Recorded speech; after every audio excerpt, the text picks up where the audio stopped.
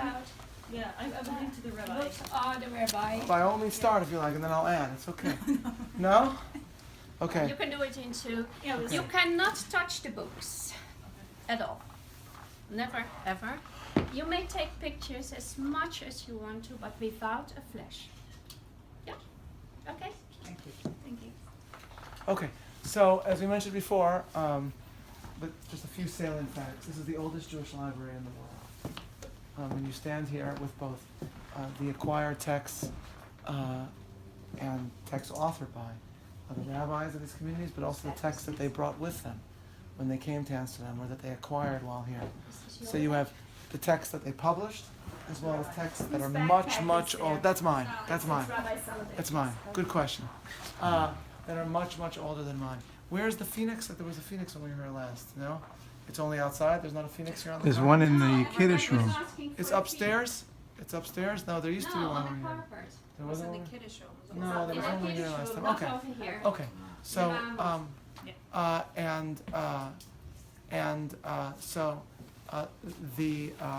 you may have seen the article in the Times of Israel just recently about this.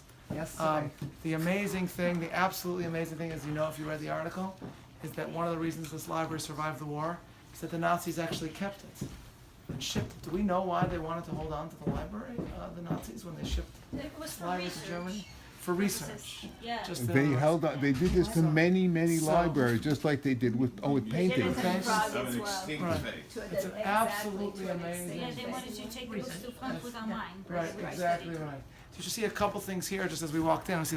We have something similar to this. How much is it? How old is this Omer counter, by the way? Do you know? No, I don't Is it one of the oldest? 18th century. Oh, because we have one that's just as old. Okay, so this is for counting. Just to show you this is for counting the Homer. Okay, this is a standard Spanish Portuguese thing. Okay, that's literally what it's called. Okay, for counting the Homer, and this is for in Portuguese.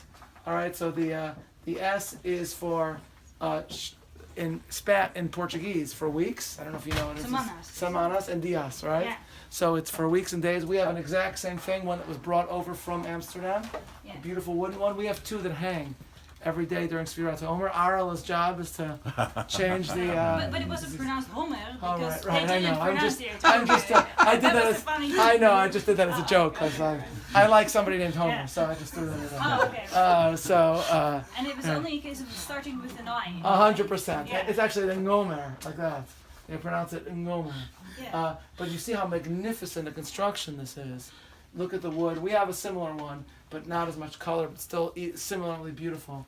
We have two, and you see they have hooks because they'd be hung on the sides. And the way it works is, because in this links to, let me explain how this works.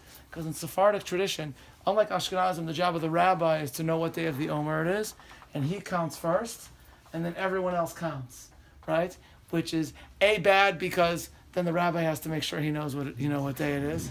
And if the rabbi forgot a day when he was on vacation, he's in big trouble because then he can't count the bracha. It's very problematic. So, Pikuach but they have- nefesh, what? pikuach nefesh. Pikuach nefesh, He's right, I'll see you out to Omer. So, but in the Spanish Portuguese liturgy, the whole community counts first.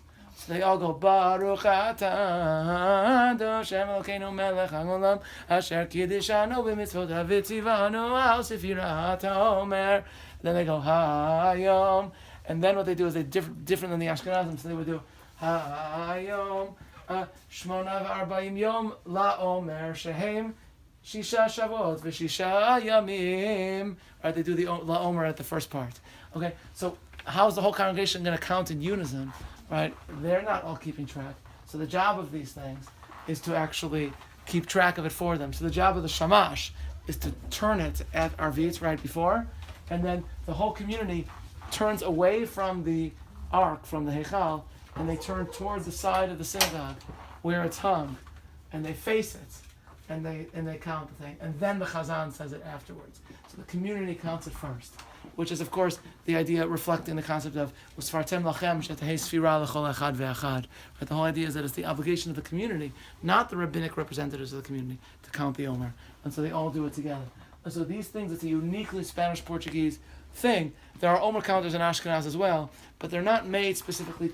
Big people have personal Omer counters, but these are made to be huge and hung on the wall because they're an essential part of the ritual. And this one that's here, I don't know when it's from, but we have a very similar one from around as old. We have two actually, which are, but I've never seen one as stunning as this. Okay, now we're not here to see the Omer counter. Just I saw it when we came in. It's Is just so that beautiful. Yeah.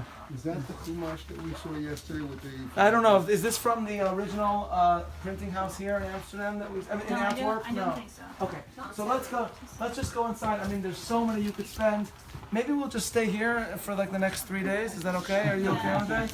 Okay. Are we allowed to take books off the shelf? No. No You take a touch. look. Can I keep? But I can keep at least one as a souvenir, right? That and a Rembrandt.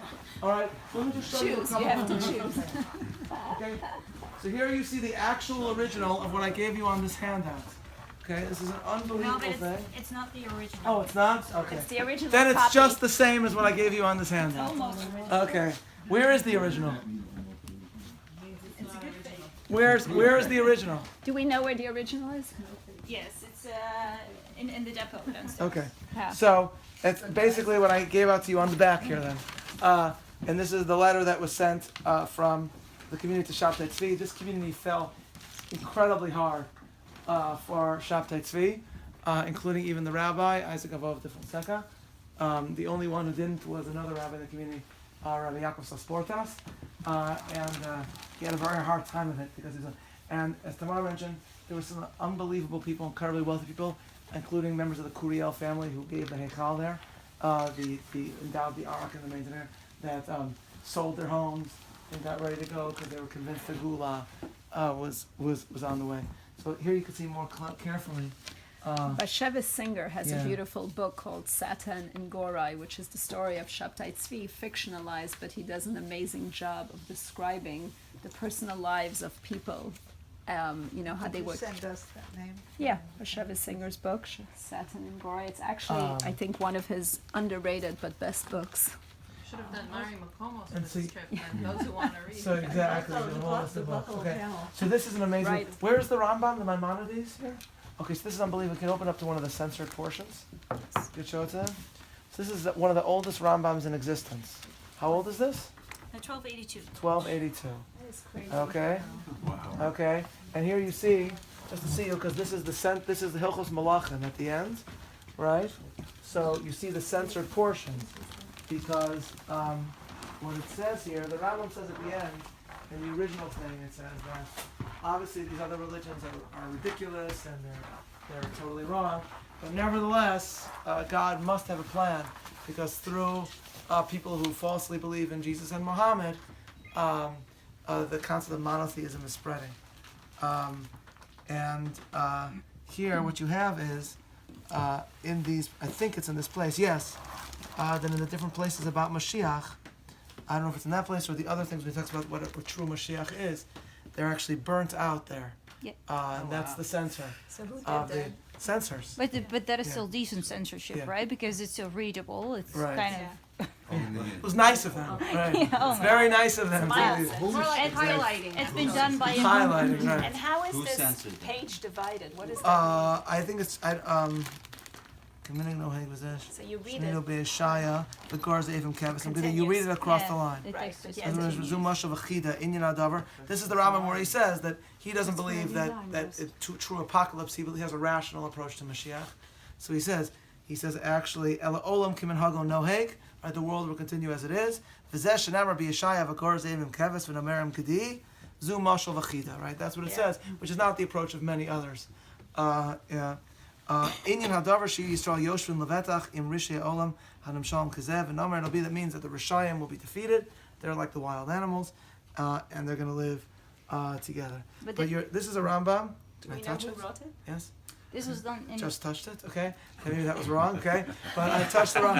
I've just touched an 800-year-old Rambam, which is Why weren't you basically wearing gloves? Which is basically irresistible. Because mostly the newest insights are that you could do more damage not feeling what you're actually doing while you're wearing gloves. I see.